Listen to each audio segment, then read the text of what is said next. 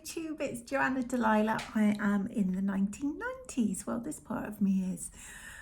So just to carry on with my history of makeup videos, I've gone from the 1920s through the 30s, 40s, 50s, 60s, 70s, 80s, and now I'm in the 90s. So just to talk you through the look, this video is aimed at makeup students, specifically my makeup students, who are working from home at the moment on lockdown, and I'm uploading my videos to YouTube mainly as a reliable way to get them to be able to see the lesson that we're doing. So it is more aimed at like I say, my students on the course, rather than being like a slick proper makeup YouTuber. I just make sure I add that in case you're just thinking, what on earth is this woman putting this on YouTube for? Yeah, it is what it is. No editing, there will be background noise. My dog will probably jump up on me, and there we have it. So onto the 90s makeup. So I've blocked out my brow, but I've only blocked out a part of it. So this is my own brow, because the 90s is the era of the tadpole eyebrow. So it's when they left a little blob there, and they had a really skinny line of hair there. Why, I don't know. We used to think it looked good. Me, as you know, I was a teenage young person in the 90s that used to have, you know, exactly this look pretty much. So I can remember it from experience. The makeup was mainly quite neutral, and actually apart from the brow, it is actually quite a nice makeup look, and one that is quite, I can see aspects of it coming back in today. Obviously their brows would have looked better than mine, because they wouldn't have a lumpy, crusty, badly blocked out eyebrow there. So for a start, I'm kind of fighting a losing battle, because I've had to try and cover this. I didn't hurriedly block my brow, and anyway, so it would look a bit smoother there, but they would highlight there with a shimmery shadow. Everything was nude and neutral. The lips, really specific to the 90s.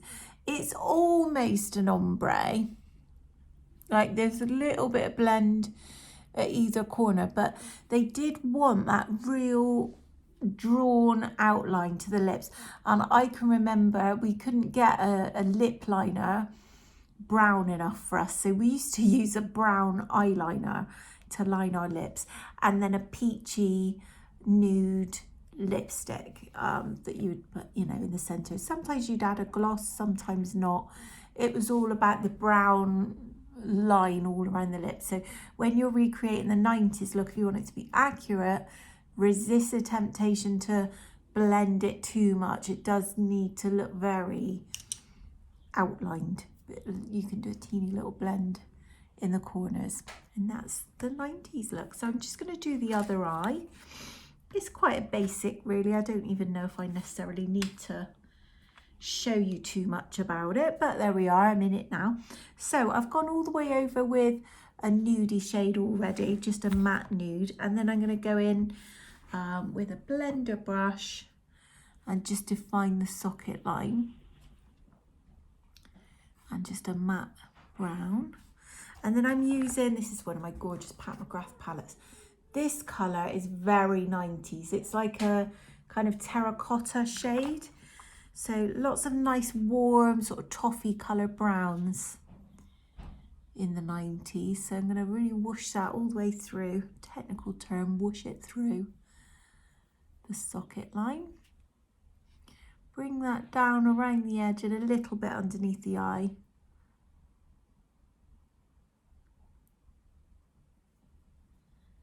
Like so, and then start to build a little bit of depth. So in the 90s is when we did start to see eyeshadow palettes. They weren't as great as they are now, but you could get like a little quad with 4 different shades that all complemented each other. So people did used to play about with blending, with, you know, adding a little bit of depth in with a deeper color. So I've got a deeper, it's like a chocolate brown. Again, it's a matte one.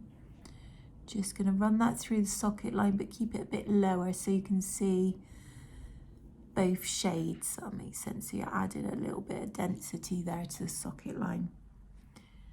I'm not used to doing my eyes like this one at a time, so I keep by habit going back the other way. And I like that underneath the eye, that dark shade as well. Let's bring that out and connect that up at the edges. Whoosh it underneath the eye.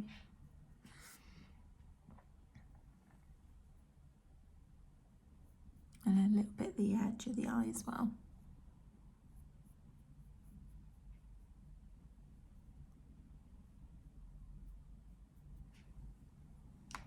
And then a little bit of shimmer. So I'll have a shimmery light shade on the lid, the inner half of the lid.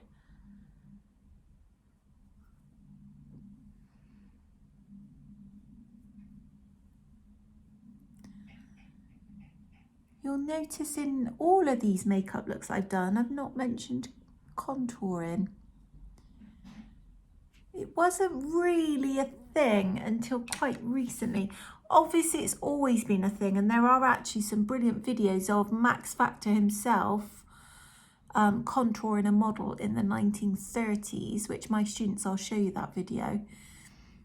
Everyone else, if you just Google Max Factor 1930s contour, I'm sure you'll see it. In the 90s, it did start to be used quite a lot by a famous makeup artist called Kevin O'Quant, who is one of, well, he's god of makeup. God rest his soul, he passed away. But he kind of reinvented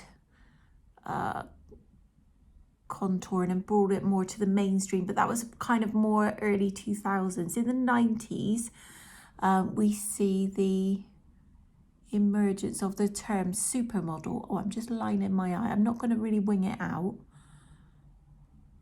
because of my eye shape. But in the 90s, they might have winged and they might not have winged. There was choices. It wasn't like a set thing. So some did, some didn't.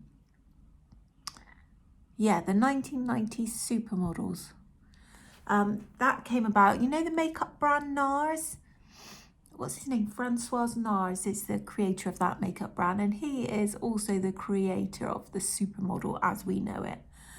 And he really revolutionized, along with Kevin O'Quant, the makeup trends and fashions of the era.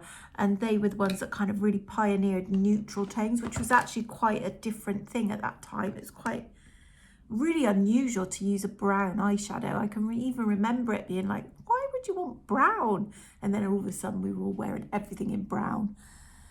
And so the supermodels were talking, you know, long ago. So they're still around and popular and beautiful today. But Cindy Crawford, Naomi Campbell, they all kind of became famous through catwalk models, being catwalk models, and they all sported the same sort of look.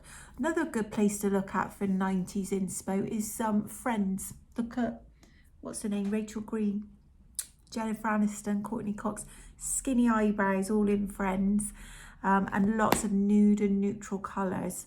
I feel like I've kind of trailed off and forgotten what I was going to say then. Let me know in the comments and I'll reply what it was if I did. I think I've basically covered it though. So 90s makeup, outlined lips, really popular. Funny little skinny tadpole eyebrows. They would add a little bit of shimmer. Oh, that's something I forgot to do. Although it is going to look horrendous on my badly blocked out brow, but let's just pop it on because I did it the other side. So they would have a little bit of shimmer under the brow. Nice and soft and blended, all nice, rich, warm toffee tones. And there we are. That concludes the history of makeup, according to Jo Peters, aka Joanna Delilah.